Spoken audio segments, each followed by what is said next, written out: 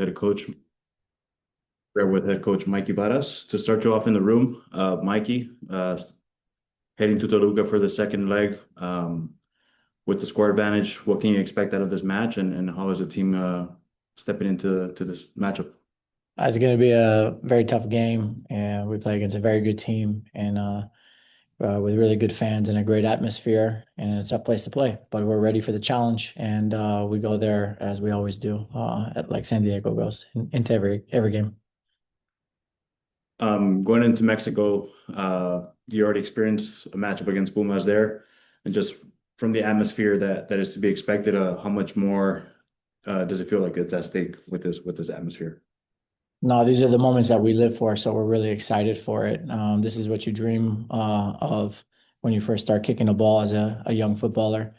And ultimately, we're up for the challenge. Of course, playing in altitude, we're also excited to have a second chance to do that. And after the first experience in Mexico City, and we feel that from a mentality perspective, we're even more ready this time.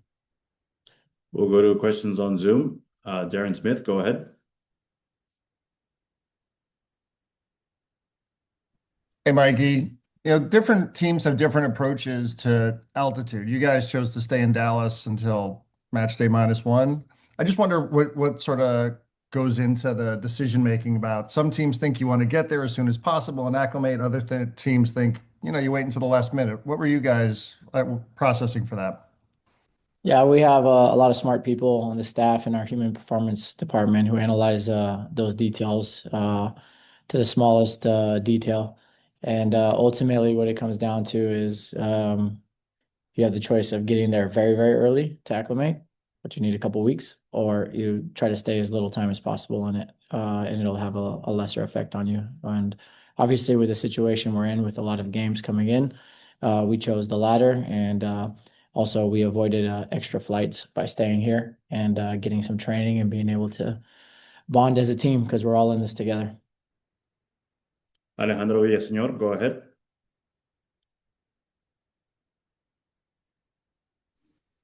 Hola, ¿qué tal, Miki? De este lado, Andrés Islas para Fox Sports México. Con esto que platicas del itinerario, ¿no? Al final de cuentas, preguntarte por qué San Diego puede llegar a vencer a Toluca pensando en la localía que es fuerte, 16 partidos seguidos sin perder, aunque ya San Diego le cortó esa racha, ¿no? Que tenía Toluca de 11 partidos al hilo sin conocer la derrota. Y aprovechar también para preguntarte por dos mexicanos, el caso de Irving Lozano, que ayer leía que pues ya al estar descartado, si es real esto de que saldrá una vez que termine la Copa del Mundo, y un segundo, el de Marcel Ruiz, que salió lesionado en el partido de ida, se va a perder varios meses de actividad, incluso el Mundial. Preguntarte si tienes algún mensaje para el mediocampista mexicano después de esta noticia. Gracias. Ya, sobre Irving no hay nada que decir porque mi enfoque está en el partido y en los jugadores con quien contamos. Y sobre Ruiz, no, fue una lástima porque es un gran jugador y se nota que es un chico que juega un tipo de juego muy completo. Se nota gran compañero, líder, bueno en ataque, bueno en defensa. Y cuando un jugador se lesiona así, es triste para todo el mundo porque el salud del jugador tiene que venir primero y principal siempre. Y sobre el partido, mira, cada vez que juegas al fútbol, cada vez que juegas a la pelota, hay chances de ganar, perder y empatar. Y nosotros sabemos eso, entonces nosotros enfocamos más que nada en nuestro rendimiento y las intenciones que tenemos para el partido y esas intenciones son siempre para salir a ganar y a ver qué pasa y jugar el mejor juego que podemos jugar. Thank you. We'll go to Alejandro Villaseñor next. Hi, Mikey. Thank you for the time. We've heard you talk time and time again that San Diego FC, your team will always play true to their style, which is very attacking. Is in a game like this where you're ahead by one, but the away goal rule still stands.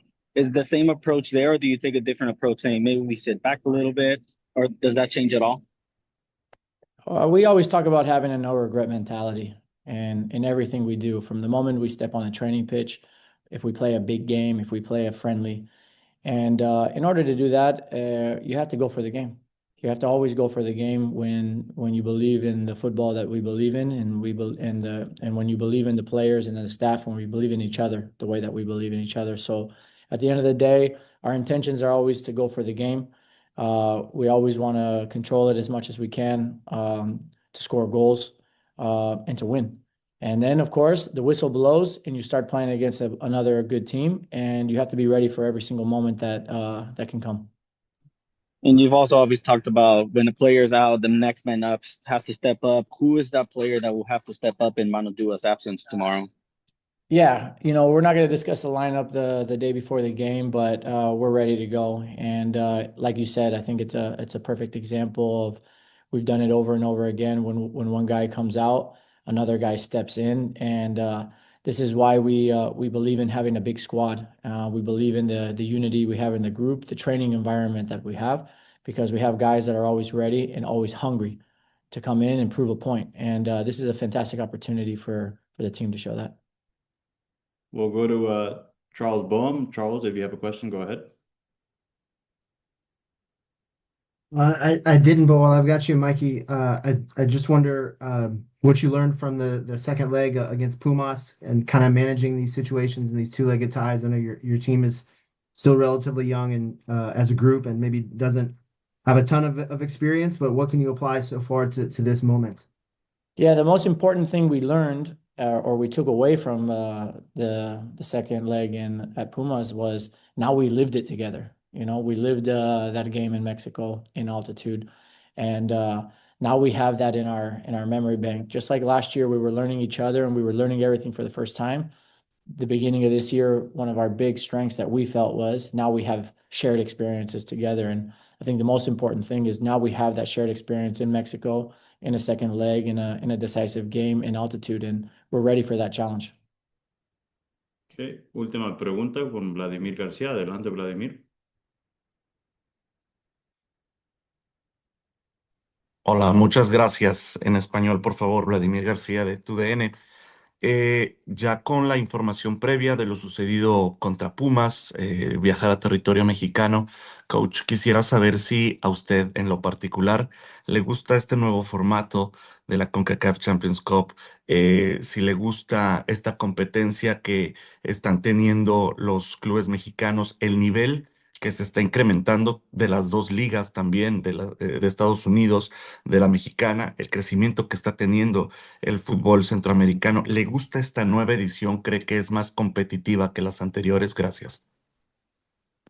Bueno, es nuestra primera experiencia en la competencia y hemos jugado contra Pumas y Toluca, y para nosotros es buenísimo porque nosotros queremos probarnos, que nos queremos probar contra los mejores, y los primeros pasos como un club en este torneo han sido buenísimo contra un gran nivel de rival y en entornos muy buenos en los estadios. Entonces sí, yo diría que sí. Y para mí y para nosotros es muy importante que el MLS y la Liga MX va fuerte, porque creo que es fundamental para el fútbol en este continente, que todos países van fuerte en el fútbol, al nivel de selección y también al nivel de liga y también al nivel de inferiores. Thank you, Mikey. Gracias. Gracias, gracias. Thank you.